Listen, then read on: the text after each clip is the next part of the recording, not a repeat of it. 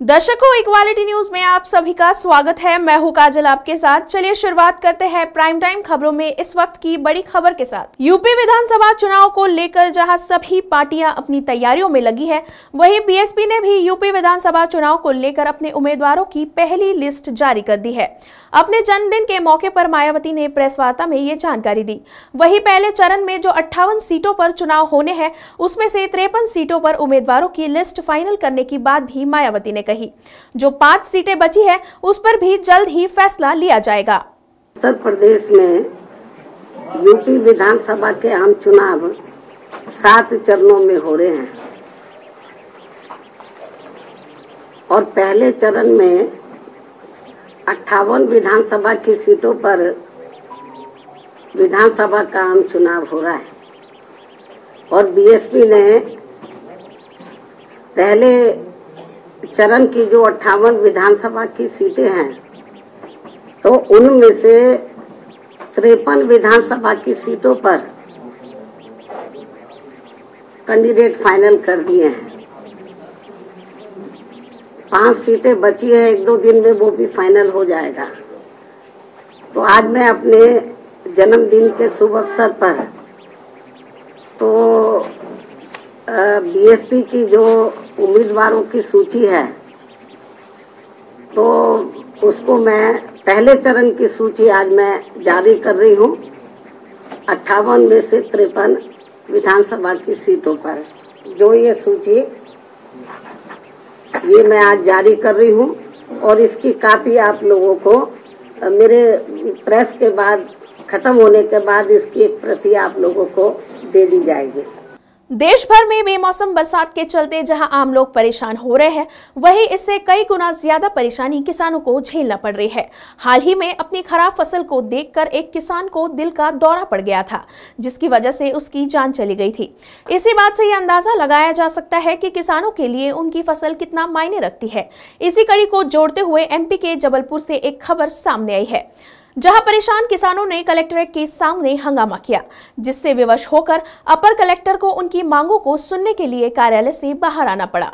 Collectorate परिसर में प्रदर्शन कर रहे ये किसान धान खरीदी के मैसेज नहीं आने, बेमौसम बारिश के कारण धान तुलाई न होने से परेशान है और धान खरीदी की डेट आगे बढ़ाए जाने की मांग कर रहे हैं। किसान बड़ी संख्या में कलेक्ट्रेट परिसर पहुंचे और कलेक्ट्रेट सभागार के सामने बैठकर प्रदर्शन करने लगे। कलेक्ट्रेट के बाहर किसानों का जमावड़ा देखकर आनंद फानंद में अपर कलेक्टर व अन्य अधिकारी किसानों से मिलने पहुंचे और उनकी समस्याएं सुनी। किसानों ने अपनी अपनी समस्याओं को संबोधित किया और आवेदन अधिकारियों को सौंपे। साथ ही विभिन्न समस्याओं का एक ज्ञापन भी कलेक्टर के नाम सौंपा।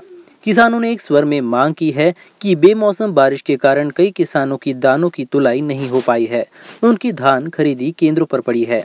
उनके पास जो मैसेज आए थे वह बारिश के चलते डेट निकल जाने के कारण फेल हो गए और दोबारा उन्होंने मैसेज के लिए आवेदन किया तो अब तक उन्हें मैसेज प्राप्त नहीं हुआ है, जिससे वह परेशान है। वही बारदाने न मिलने के चलते भी कई किसानों की धान तुलाई नहीं हो पाई है। 15 जनवरी धान तुलाई की अंतिम तारीख थी, इसलिए डेट बढ़ाए जाने की मांग की गई है।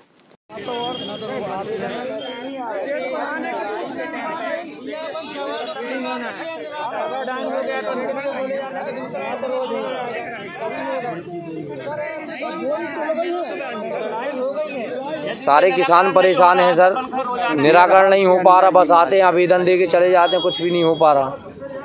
चाहते क्या आप लोग, क्या करना सर मैसेज इकट्ठे आ जाएं सब किसानों का, एक बार में काम हो जाए। क्यों भटकेंगे यहाँ बार बार, डेट बढ़ाई जाए। हाल ही में हरिद्वार में संपन्न हुई धर्म सांसद को लेकर नए नए कन्वर्ट हुए शिया वक्फ बोर्ड के पूर्व अध्यक्ष वसीम रिजवी उर्फ जितेंद्र नारायण त्यागी के मामले से सभी वाकिफ है। हरिद्वार की धर्म सांसद में दूसरे धर्मों के खिलाफ असामाजिक टिप्पणी करने पर वसीम रिजवी को गिरफ्तार कर लिया गया था, ये तो सभी जानते हैं। हालांकि इसे ही लेकर जिस महंत ने वसीम रिजवी का कन्वर्जन कराया था, वे अब वसीम रिजवी के गिरफ्तारी के खिलाफ अनशन पर बैठ गए हैं। लेकिन रुकिए, खबर ये नहीं है। दरअसल खबर है नरसिंहानंद सरस्वती के पुलिस वालों के खिलाफ बिगड़े बोल।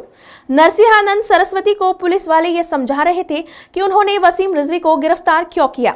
हालांकि इसके विपरीत महंत ने उन्हें ये कहा कि तुम सब मरोगे तुम्हारे बच्चों के साथ। हालांकि ऐसे बोलने पर भी पुलिस ने शालीनता से काम लिया।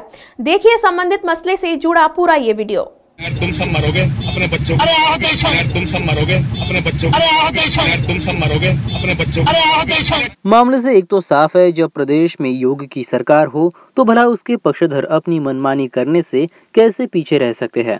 हालांकि वसीम रिजवी की गिरफ्तारी वो भी यूपी में होना, ये खुद एक आश्चर्य की बात है, लेकिन ये हुआ है और इसे सकारात्मक तरीके से देखा जाना चाहिए। वही ऐसे महंतों पर भी सीधे कार्रवाई करने की सख्त जरूरत है। Bureau report, equality news. तुम सब मरोगे अपने बच्चों, अरे तुम सब मरोगे अपने बच्चों, अरे तुम सब मरोगे अपने बच्चों, अरे इक्वालिटी न्यूज की प्राइम टाइम खबरों में आज के लिए इतना ही। फिर होगी आपसे मुलाकात, तब तक के लिए आप देखते रहिए इक्वालिटी न्यूज। खबरों की अधिक जानकारी के लिए आज ही डाउनलोड और सब्सक्राइब करना ना भूले इक्वालिटी शॉप ऐप को।